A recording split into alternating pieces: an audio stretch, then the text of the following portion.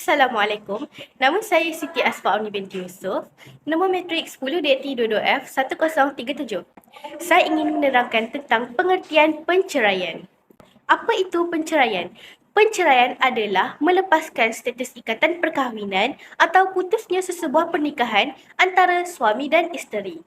Dengan adanya penceraian, maka gugurlah hak dan kewajipan keduanya sebagai suami dan isteri. Sejak kebelakangan ini, isu penceraian di Malaysia semakin kerap berlaku, termasuklah golongan-golongan artis, iaitu sebanyak 13,157 pasangan bercerai dalam tempoh 5 tahun. Seterusnya, jenis-jenis penceraian. Terdapat 5 jenis penceraian.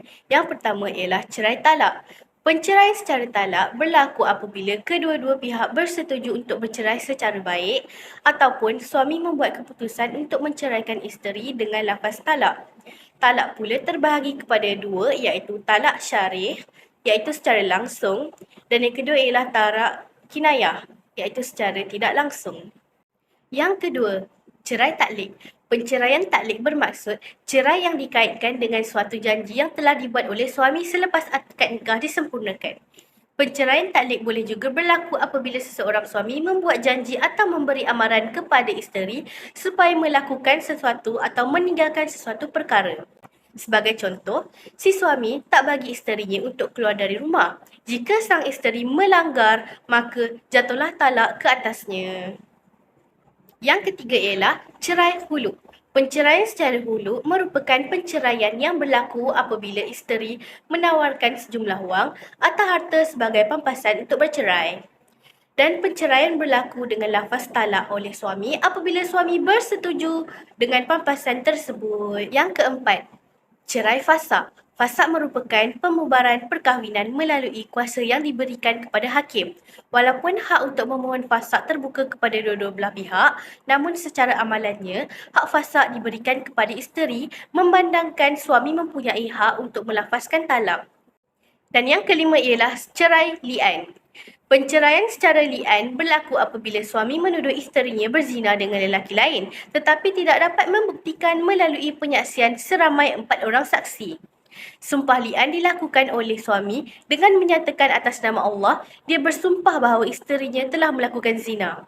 Sumpah itu dinyatakan sebanyak 4 kali oleh suami dan pada sumpah yang kelima, suami menyatakan dia siap menerima laknat Allah jika dia berbohong. Okey, yang terakhir sekali saya ingin menceritakan tentang prosedur undang-undang untuk membuat permohonan penceraian.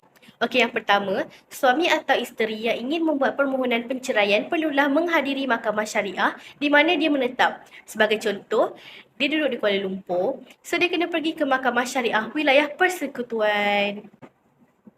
Yang kedua, sebelum permohonan cerai dikemukakan, pihak suami atau isteri diminta untuk membuat pengaduan ke bahagian hikmat nasihat di Pejabat Agama Islam Daerah untuk diberikan rundingan terlebih dahulu. Sekiranya tidak ada jalan penyelesaian untuk mereka berdamai, barulah kes tersebut dipanjangkan ke mahkamah. Setelah mahkamah syariah bersidang dan membuat keputusan, pihak mahkamah hendaklah menghantar satu salinan keputusan permohonan tersebut kepada pendaftar perkahwinan dan penceraian di daerah yang berkenaan. Pendaftar nikah dan cerai hendaklah menyemak keputusan perceraian yang dilakukan oleh mahkamah tersebut. Jika terdapat keraguan atau kesilapan teknik, hendaklah dikembalikan untuk pembetulan. Okey, jadi itulah prosedur undang-undang untuk membuat permohonan penceraian. Assalamualaikum dan salam sejahtera. Nama saya adalah Aim Sarfina binti Muhammad Hanif dan nama kad matrik saya adalah 10 DAT22 F1015. Pada hari ini saya akan membincangkan tentang 4 faktor yang boleh menyebabkan penceraian. Faktor yang pertama adalah tiada persefahaman antara pasangan. Seperti mana yang kita semua tahu, persefahaman adalah antara perkara yang terpenting dalam satu hubungan. Apabila tiada persefahaman dalam hubungan tersebut, maka banyak perselisihan akan berlaku. Apabila banyak perselisihan berlaku, perselisihan itu boleh menjadi seantara punca berlakunya penceraian. Faktor yang kedua adalah apabila sumber kewangan tidak mencukupi. Seperti mana yang kita tahu pada zaman sekarang, kahwin di usia muda menjadi satu trend. Apabila ia menjadi satu trend, kebanyakan dari pemuda yang kahwin di usia yang muda tidak mempunyai pendapatan yang tetap.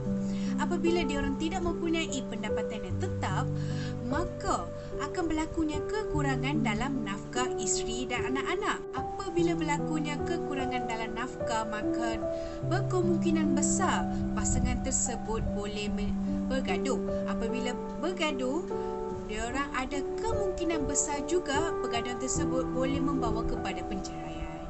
Faktor yang ketiga adalah apabila pasangan melupakan tanggungjawab masing-masing.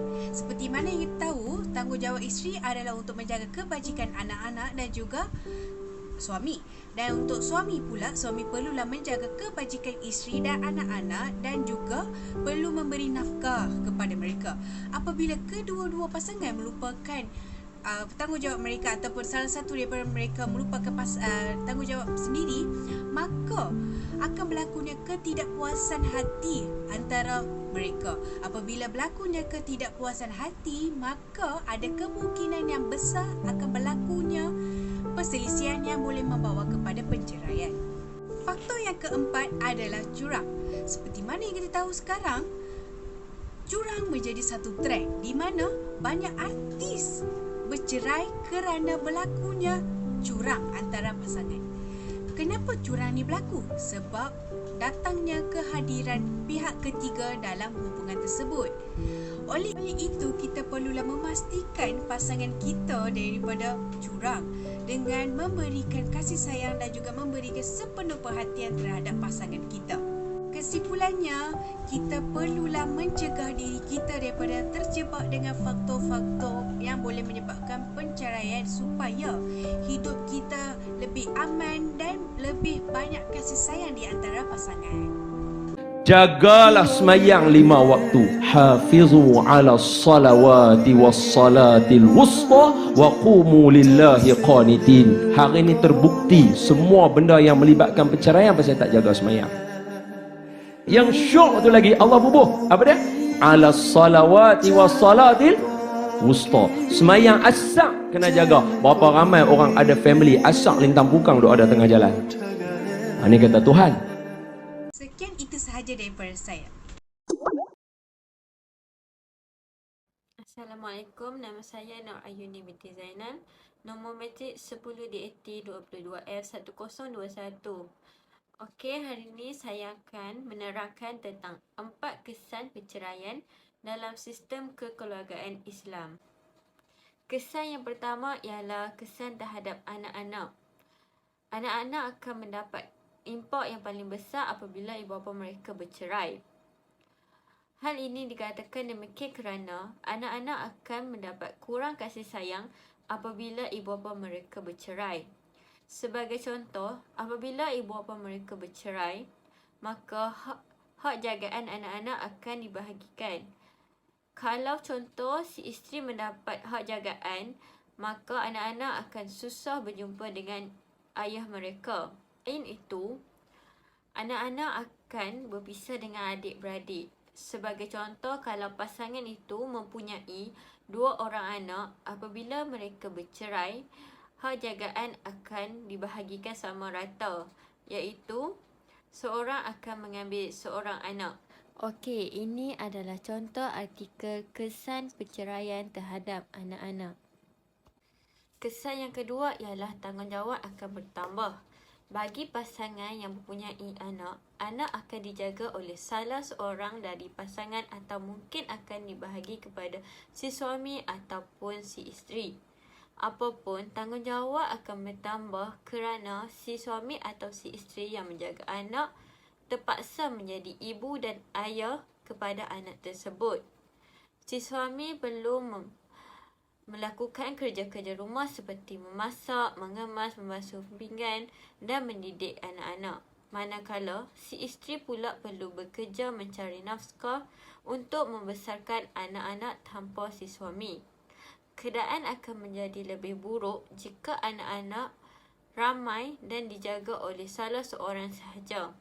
Salah seorang akan menderita, manakala salah seorang bahagia hidup seperti orang bujang dan mencari pasangan yang baru. Kesan yang ketiga ialah hubungan ipar dan menantu akan menjadi renggang. Bagi sesetengah individu yang bertuah mendapat abang ipar, kakak ipar atau adik-beradik ipar yang ngam dengan kita ataupun mendapat ibu bapa mentua yang baik dengan kita boleh dijadikan seperti adik-beradik sendiri ataupun ibu bapa kandung kita. Namun, apabila konflik yang timbul antara pasangan akan menyebabkan hubungan itu akan menjadi renggang. Lebih malang apabila rumah tangga yang dibina musnah akibat kecurangan ataupun campur tangan pihak ketiga. Hal ini dikatakan demikian kerana apabila terdapat konflik tersebut, maka hubungan ipar dan mentua akan menjadi renggang. Kesan keempat ialah emosi pasangan akan terganggu. Emosi pasangan akan terganggu dengan berbagai-bagai masalah iaitu tidak tenteram, hilang semangat, serba salah, murung, rendah diri. Gangguan ini bukan sahaja akan mengganggu pasangan itu, malah individu yang terdekat dengannya.